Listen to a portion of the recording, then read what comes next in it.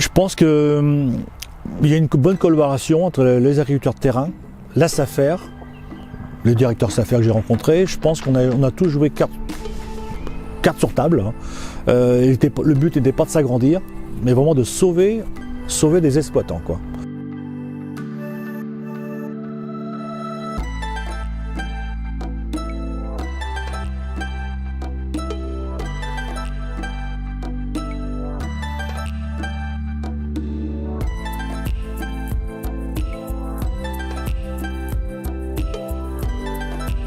Juste pour resituer le contexte, donc on est sur le secteur de Noyenay, donc c'est un secteur qui est géré par une association syndicale de marais avec laquelle on a travaillé sur la question justement de la gestion des niveaux d'eau.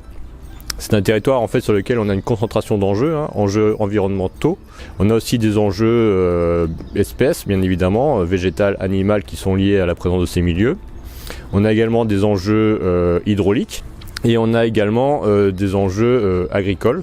Donc, puisqu'en fait c'est un secteur où l'activité agricole est très présente, et en 2020 il y a eu une première étape assez importante et assez fondatrice, on va dire, du travail qui a été mené.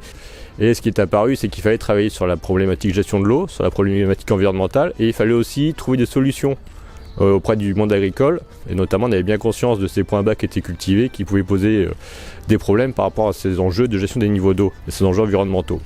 Il y a une deuxième étape en juin 2021 qui s'est traduite par la mise en place d'un arrêté valant protection des habitats naturels. Dans cet arrêté, en fait, il y a deux gros éléments à retenir. Le premier, il demandait la remise en prairie des parcelles cultivées à la fin des baux. Et le deuxième élément qui était demandé, c'était la mise en place d'un règlement d'eau. Et donc là est apparu justement le volet foncier, c'est-à-dire quel accompagnement foncier on pouvait proposer aux exploitants. Dans ce cadre-là, en fait, on a mobilisé la SAFER. Tout est arrivé un petit peu en même temps au début des années 2020, avec d'une part des opportunités foncières à l'extérieur du périmètre, mais quand même à proximité. Le principe et l'objectif en fait qu'on s'était donné avec le comité technique de la SAFER, c'était de dire on va utiliser ce foncier pour compenser les exploitants de la cuvette. Donc on a mis en place un stockage dans le cadre de la convention qu'on a avec l'EPMP, l'établissement public du Marais Poitevin. Alors en fait le principe du stockage, c'est que c'est la SAFER qui fait l'acquisition des biens, qui les garde en stock le temps qu'on mette en place un schéma d'attribution. Dans cette attente-là, le foncier il ne reste pas en friche, on le fait cultiver. Donc on a utilisé là un outil qui s'appelle la convention d'occupation provisoire et précaire qui permet de mettre en location le bien de manière temporaire sur 1 an, 2 ans. Dans le cas présent, c'était essentiellement sur 2 ans, ça a duré 2 ans la mise en place de cette location précaire. Et parallèlement, dans le cadre du dossier, on a été amené à mobiliser plusieurs outils qu'on utilise assez souvent à la SAFER. Je pense notamment à la convention de mise à disposition qui permet à un propriétaire de ne pas s'engager sur une location long terme dans le cadre du statut du fermage, mais de partir sur une location précaire. Ça permet de compenser temporairement et de conforter temporairement un exploitant.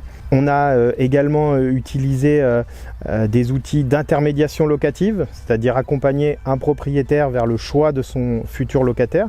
Une fois qu'on a maîtrisé ce foncier, la SAFER a fait un appel à candidature. En fait, avant l'étape comité technique, on a été amené à organiser des réunions locales de concertation.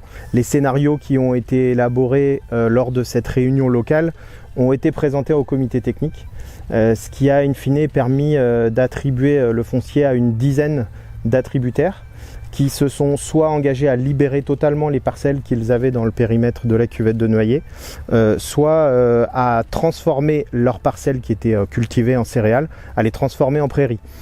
Nous on a perçu le biotope plutôt comme plus que pour les céréaliers du moins comme une expulsion lente mais effective. Donc la solution, on était plusieurs dans ce cas-là, de trouver une solution pour quoi faire de nos marais. Qui étaient exploités, labourés, surtout en maïs gras. Quoi faire? Suite à une réunion avec la chambre d'agriculture à Saint-Sauveur, avec les propriétaires, les personnes concernées, la majorité des agriculteurs ne souhaitaient pas d'indemnité financière, mais par contre des échanges fonciers. Sur ce, après, le contact s'est fait avec la SAFER, mais dans l'ensemble, tout le monde a essayé de trouver un compromis. Je dirais que la majorité sont malgré tout satisfaits, quoi. Et à ce jour, il ne reste plus que 2 éleveurs qui n'ont pas encore trouvé le foncier pour pouvoir sortir de ce milieu-là. tout ce travail collectif avec l'ensemble des partenaires. Il y a eu la SAFER, il y a eu la Chambre, il y a eu le parc.